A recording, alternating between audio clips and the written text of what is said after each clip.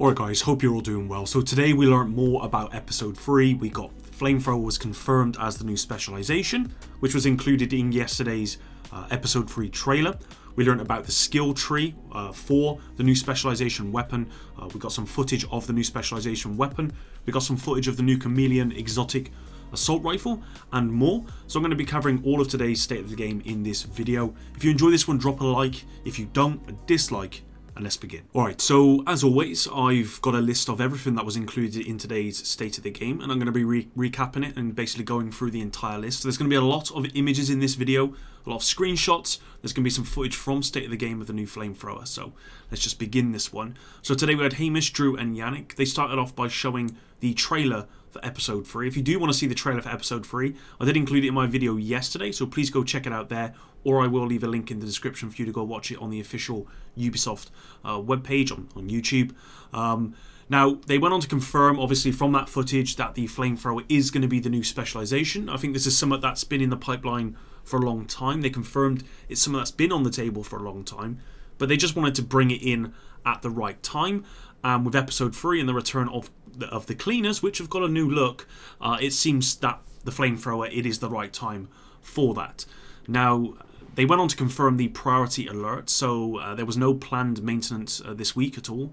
Clan XP problem where it's not updating. They're currently working on a fix for this. There appears to be an issue with the Kennedy College as well that they're working on. And blueprints are also not showing up for some people. They found an issue for that and they're currently working on a fix for that, but that may not be ready with episode 3. So we're going to hear more about that in future news, essentially. Now, we then had Hamish questioning Drew and Yannick over Coney Island and whether this was always part of the plan, to return to New York, essentially. And what they said was it was great to explore a new area, as in Washington D.C, but as much as a lot of the community, as much as them as a lot of community, they were attached to New York, as we all are. So being able to go back, it's great. It's a huge part of the franchise, and to venture back, it's going to essentially be fun. Now, time has passed, so it's not actually going to be winter in Coney Island or in New York anymore, so it's going to offer a much different experience. Coney Island is a very hot environment, as is New York, or can be, but it's also got that very kind of moody setting. It does feel very different when you step back in there compared to the Division 1. A further question asked was, can we blow up cleaners like we did in the Division 1? Well, it's been 8 months, they confirmed. We've killed Joe Farrow from the Division 1. They've changed and they've grown and they're different. They are still very much the cleaners, but they are more tactical, battle hardened. But with that said, the tanks will be in the same position as they were in the Division 1. So you can pop those tanks and watch them freak out and then explode. So that's very much still going to be a thing in the Division 2, and I'm pretty happy with that. We're kind of going back to how it was before. Now, then they went on to actually include 2 images, which you're going to see on screen now. We've got Coney Island Ballpark, and we've also got the Coney Island Amusement Park as well. And I've got to admit, looking at these screenshots, they look amazing. And you can see the mood, right? You can see that how the mood is. And, of course, the lighting looks amazing. And I don't think we've got any surprises at this point that, regardless of what these are, they're going to look amazing. The Division 2 generally is a very beautiful game. And, of course, they're going to apply that to these 2 new locations. So they do look cool. The question was asked then by Hamish, well, who's controlling the lights? Because, obviously, as you can see from the images, the Ferris wheel and all that stuff, the lights are still on.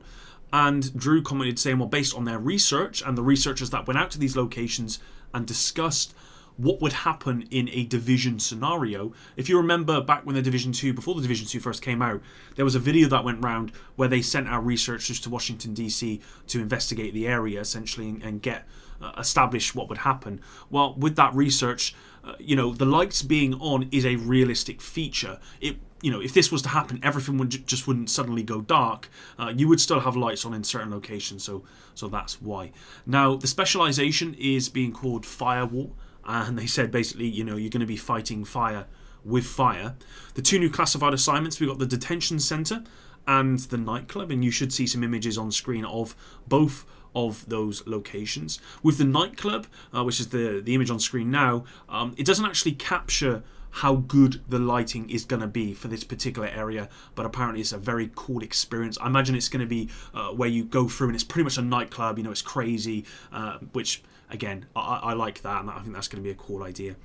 Moving on, we got the Chameleon exotic vector assault rifle, and I'm going to insert an image of the Chameleon, how it looks in game, how it will look. What you'll see on the right hand side is the talents. The first talent being Adaptive Instincts. Hitting 30 headshots grants 20% crit hit chance and 50% crit hit damage for 45 seconds. Hitting 60 body shots grants 100% weapon damage for 45 seconds. And hitting 30 leg shots grants 150% reload speed for 45 seconds. And they can be stacked in the sense that if you get to 29 headshots and then you get to 60 or 59 body shots, and then you get to say 29 leg shots, and then you shoot head, body and legs, all three of those will proc at the same time. That's been confirmed. And I'm going to do, again, on Friday I'll probably do a separate video talking about how I feel about this. I'm simply just reporting what they confirmed. We've also got overlap on there, which is the talent whilst hosted gain 5% weapon handling as well. They confirmed the skin colour of the Chameleon is going to change with the dominant colour in the environment, and the devs are not going to tell us how to get the weapon. And I'm going to comment on this, but I think that's very good news. I'm really happy about that. Right, so then they want to talk about the talent tree, and this is going to be the meat of this entire video, guys, so apologies, but there's quite a bit in here. So with this talent tree, and I'm going to include some images, loads of images here, guys, but I just want to make sure you're aware that the numbers included in this, they're not the final product. This is a dev build, so they're not the final product. Now, they confirm that with this new specialization, it's all about getting up close and personal. The Flamethrower has a sort of a maximum meterage of 15, so you're going to have to be pretty close to be effective with this, and that's complemented, or the talent tree is in line with that. So the first one they showed was the Striker Shield, which says that you use the same range of weapons whilst also allowing the Jetstream Flamethrower signature weapon to be equipped. It also provides a buff to the user and allies behind the shield, which boosts damage based upon the amount of enemies in front of the shield. So you are going to be able to use the Flamethrower whilst this shield is equipped as well. And I will insert some gameplay of this later on in the video where they show this off. The next mod for this shield is the Shock Hardened Frame mod, increases the health of the shield skill. We then got the Metro Colliculia, I can't even say that, coverings mod to increase the regeneration rate of the shield skill while active. They then went on to show, the thing is they didn't show all of these, I kind of just grabbed them. So we've then got frontline recovery, 30% health on kill. We've got the enriched magnesium formula, which is 50% burn duration. We then got the firewall tack link. Allies deal 10% damage to enemies within 10 meters. Now the question was asked, does this stack? If you had 4 people all using this at the same time, will it stack? Will you have 40% of uptime, 40% of damage all the time? I doubt it will, but they said they couldn't confirm that to be the case, but that would be unbelievably overpowered if it were. So I'm pretty sure that won't happen. We then got Bull Rush, which is 50% bonus armor during cover-to-cover moves. So obviously this is in line with this particular weapon, because you're going to be wanting to use that cover-to-cover, get as much kind of mitigating damage as possible so that you can get as close as possible to use the Flamethrower plus use all the other passive talents as part of this skill tree. We then got Fire Response, on armor, break, apply burn to enemies within 5 meters. Again, this is all close stuff, okay? So you're going to have to use this up close. We then got Fire Starter, which is the new signature, not weapon, sorry, this is the new sort of pistol, essentially, but it's a double-barrel shotgun. So it says chambered shots contain a fine powder that increase flammability of targets hit by the shotgun. And you're going to see an image of the shotgun on screen here, guys. It looks unbelievably cool. I really like this. I think it just looks like an awesome weapon. And what they said actually with this is that if you use it, and this weapon, which gives you that 50%, so as you can see on the Firestarter weapon, it says primer rounds damaged enemies lose 50% burn resistance for 5 seconds. Okay, now this works against enemies who are immune to burn. So if you've got a build which is immune to burn, for example, say you got 100% burn resistance or whatever, then this will just negate that, and you are then going to be, it will apply that debuff to you, regardless of whether you're immune to it or whatever. So it works really well with this. With this weapon, the Firestarter weapon, you've got Jazz Hands and Grease as well as the other talents on there. They then went on to show the new grenade, which is the cluster grenade, launches mini grenades which detonate in a large area of effect. We then got the firewall ammo acquisition. Killing enemies within 10 meters adds 3 to the ammo bar, excluding the specialization weapon. We got the signature ammo acquisition. Killing enemies within 10 meters adds 1 to your group's ammo bar, excluding kills with the specialization weapon. They then went on to show the tactical short grip, lightweight short grip for the underbarrel long rails. I've probably written that down wrong, but you're going to see an image of it on here, and this gives you 10% critical hit damage. We then got the extracellular matrix mesh medkit. This is the new medkit. And I'm already going to say off the bat here that I think this might be broken. Your armor kit recovers 200% armor and 200% health over 10 seconds. They actually showcase this in the footage later on, and you'll see this looks unbelievably strong. The question was then asked to Drew, what are you most excited about with episode 3? And he said, to me, the coolest thing is it feels like the story is going somewhere with this episode. This will show where the story is going, and that's really important. There are some callbacks to unresolved things from the Division. So this looks like to be making a real leap in the narrative part, so you can see where the story is going for year 2 and year 3. The question was asked about hunters. Are they coming back? Drew confirmed there will be more in the future and in an update that's coming after episode 3. The way he said it would suggest to me that this might be coming as part of the content with Gear 2.0, but I don't know for sure. They then talked about the Year 1 pass and what it is.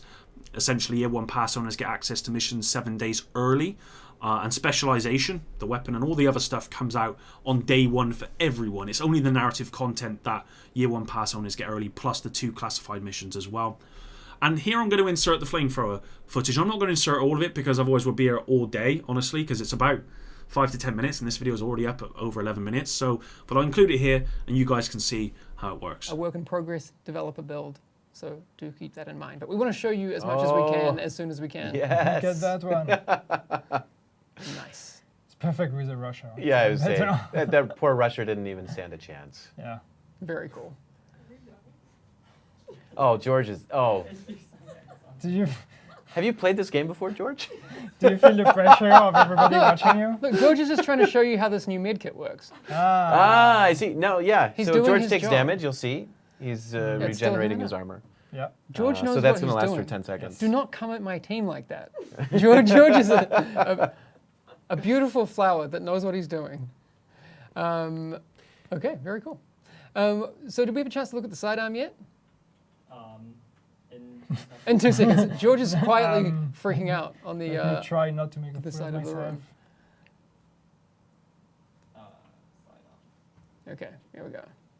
Because you can do the sidearm with the shield, right? And then Probably, I was going to say, switch. probably works better with a shield. Yeah. Very cool. You can't wait to see this in the dark zone? Oh, me too. It's gonna be cool. We need a George cam. He's kind of freaking out. I like that. No one asked that. Dark Skill. Okay, I'll leave it up to chat. Do you want to see the Chameleon in action? I'm pretty sure some people were asking for that. How about, this is a good question from Onsley. How about 4 guys running the specialization? Once these guys are all toasted, I actually just want to see the grenade kind of close up. Maybe you could throw one out close to you so we can see exactly how that looks. Cool. Nice. Yeah. I love that. To finish the stream off, they basically answered some questions. One of them was the cone in front of the player in the footage. What is that? Well, it's a skill mod effect, and basically anyone inside that cone, the damage is increased to those people inside that cone. They confirmed that Coney Island, it's not going to be a free roam area, it's a mission, but it's going to have a lot there. They then talked about the honey badger, which is something picked up in the episode 3 trailer. It's something actually I picked up when I watched it, but I didn't really think much about it. But they've confirmed, yes, the honey badger is coming as a normal weapon in episode 3. They then went on to say about PvP, and they basically said the devs know this is a constant conversation which they are going to be addressing. There are some things to talk about, and they are going to be discussing them soon. There are no updates for PvP with episode 3. And then lastly, next week we're going to be getting a narrative update for the Division so far. So narrative director will be on, and they're basically going to give us some context of why episode 3 is important, why it matters, and how we've got here and where it could be going, essentially. So that was it for the stream. Again, I'm going to be probably doing a review of everything we learned about today in Friday's video. So yeah, hopefully you enjoyed this one. If you did, please drop a like. It does help me out. And until the next one, epic out.